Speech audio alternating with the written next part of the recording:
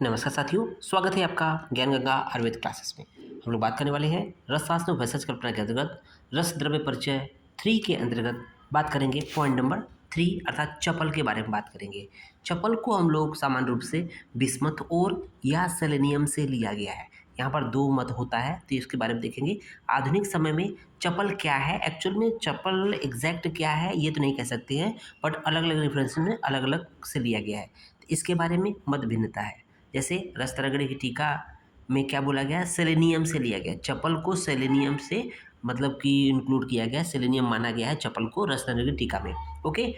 और रस समुच्चय की हिंदी टीका जो कि दत्तात्रेय अनंत कुलकर्णी के द्वारा लिखी गई है, उसमें चपल को बिस्मथ ओर से लिया गया, इसलिए चपल को बिस्मथ ओर या सेलेनियम से काउंट किया गया। ओके। उसके बाद देखेंगे रस रत्न समुच्चय में जो है वंगवत द्रवते वहनो चपलस्तेन कृत, अर्थात वंग की तरह शीघ्र पिघल जाने के कारण ही इसे चपल कहा गया है। ओके। उत्पत्ति के बारे में बात कर लेते हैं। तो उत्पत्ति के बारे में क्या बोला गया है, यत्र जातो नागवंगो, मतलब जहाँ पर नागवंग की उत्पत्ति होती, जात मतलब उत्पत्ति होती है। यत्र जातो नागवंग चपलस तत्र जायते, वहाँ चपल की उत्पत्ति होती है, अर्थात जहाँ नागवंग उत्पन्न होता है वहाँ पर चपल भी पाया जाता है। ओके। इसके अतिरिक्त रसरंध्र समुच्चय में परिभाषा प्रकरण नाग संभूत चपल तथा वंग संभूत चपल के निर्माण का वर्णन प्राप्त होता है। इसके बारे में आगे देख लेते हैं, नाग संभूत चपल और वंग संभूत चपल। अब इस पर देखेंगे नाग संभूत चपल तो क्या होता है, कैसे निर्माण होता है कि 30 पल नाग लेंगे, उसको अर्क दुग्ध में भावना करेंगे। 30 पल नाग लेंगे, उसको अर्क दुग्ध में भावना करेंगे, उसको मर्दन करेंगे। इसे तब तक पुट देते हैं, मीन्स भावना देने के पश्चात जो नाग था 30 पल उसको तब तक पुट देते हैं जब तक नाग की एक कर्ष न बचे, अर्थात जो मात्रा 30 पल थी वो घटते घटते घटते एक कर्ष रह जाए। हाँ, अब इस शेष अर्थात एक कर्ष जो नाग था को सहस्त्र पुट देने पर भी इसका क्षय नहीं होता है। कहने का मतलब कि 30 पल नाग था, उसको अर्घ दुग्ध भावना दिया था और उसको पुट दिया। पुट तब तक दे रहे कि जैसे पुट देने से उसमें क्या होती, मात्रा घट रही थी, मात्रा घट रही थी, घटते घटते एक कर्ष बचा।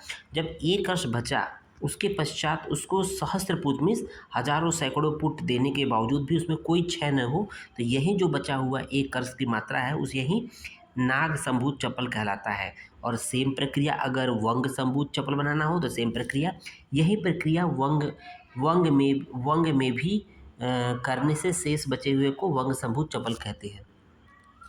चपल के भेद के बारे में बात कर लेते हैं। रसरत्न समुच्चय में वर्ण के आधार पर चपल के 4 भेद बोले गए हैं, गौर चपल, श्वेत चपल, अरुण चपल और कृष्ण चपल। और रसकामधेनु में धातुओं के आधार पर 6 भेद बोले गए हैं। स्वर्ण चपल जो धातुओं के भेद बोले गए हैं, तार अर्थात रजत चपल, ताम्र चपल, तीक्ष्ण चपल, नाग चपल और वंग चपल।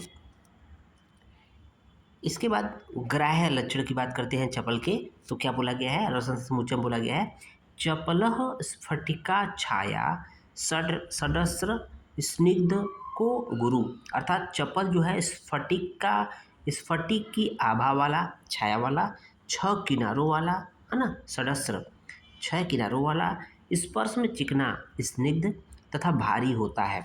उसके बाद देखेंगे चपल का शोधन कैसे करते हैं। जंबीर कर्कोटक श्रृंग बेर विभावना भी चपल से शुद्धि, अर्थात चपल को भावना देते हैं किसकी, जंबीरी नींबू, कर्कोटक या श्रृंग बेर की भावना देंगे जिससे कि शुद्ध चपल की प्राप्ति हो जाती है। ओके। मारण की बात कर लेते हैं चपल की। चपलेन समः सूतो निर्गुंडी रसः मर्दित पाचितो बालुका यंत्रे रक्त भस्म प्रजायते, अर्थात चपल को समभाग पारद के साथ निर्गुंडी स्वरस में मर्दन करेंगे। चपलेन समः सूतो अर्थात समभाग पारद के साथ चपल को मर्दन करेंगे, मर्दित करेंगे, लेकिन किसमें, निर्गुंडी स्वरस में। क्या होगा कि और एक मर्दन करने के पश्चात पाचितो बालुका यंत्रे, बालुका यंत्र में पाक करने से रक्तवर्ण की भस्म अर्थात चपल की भस्म रक्तवर्ण की प्राप्त होती है, यही इसका मारण है।